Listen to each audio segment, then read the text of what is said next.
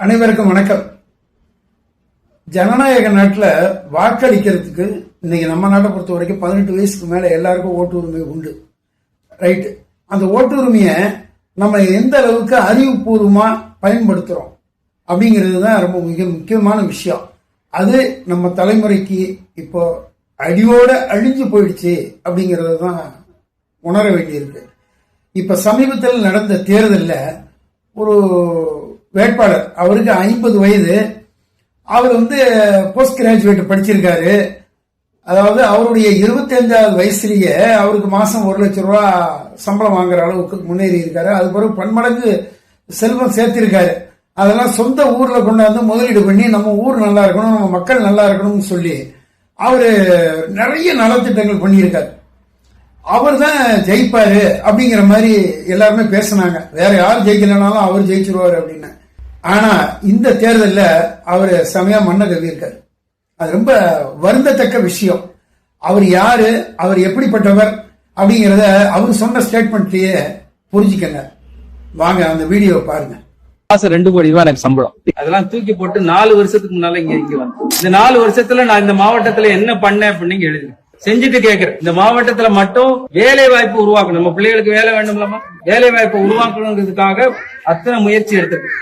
6 நிறுவனங்களை உருவாக்கி இருக்கேன். 150க்கு மேற்பட்ட இன்ஜினியர்களுக்கு வேலையை உருவாக்கி இருக்கேன். 8ஆம் கிளாஸ் படிச்சு முடிக்காங்கல்ல, 8ஆம் கிளாஸ் படிச்சு முடிச்சவங்க NMMS டெஸ்ட் அப்படின்னு ஒண்ணு இருக்கு, national merits means test. Pass பண்ணா மோடி அவர்கள் மாசம் 1000 ரூபாய் தராங்க. 4 வருஷம் 1000க்கு மேற்பட்டவங்க பாஸ் பண்ணி இன்னைக்கு மாசம் 1000 ரூபாய் வாங்கிட்டு இருக்காங்க. சங்கரன் கோயில்ல ஸ்கூல்ல ஒவ்வொரு முறை TNPSC டெஸ்ட் வரும்போதும் அதுக்கு 2 மாசத்துக்கு முன்னாலேயே மார்க் எக்ஸாம் நடத்திக்கிட்டு இருக்கோம். அது நடத்தி நம்ம கோச்சிங் மூலமா 100 பேர் போன வருஷம் வேலைக்கு போயிருக்கிறாங்க.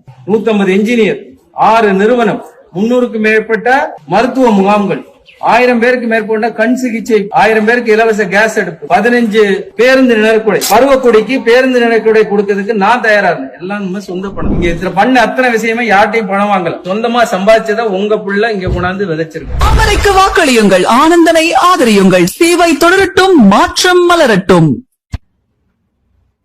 மக்களே, பார்த்துட்டீங்களா?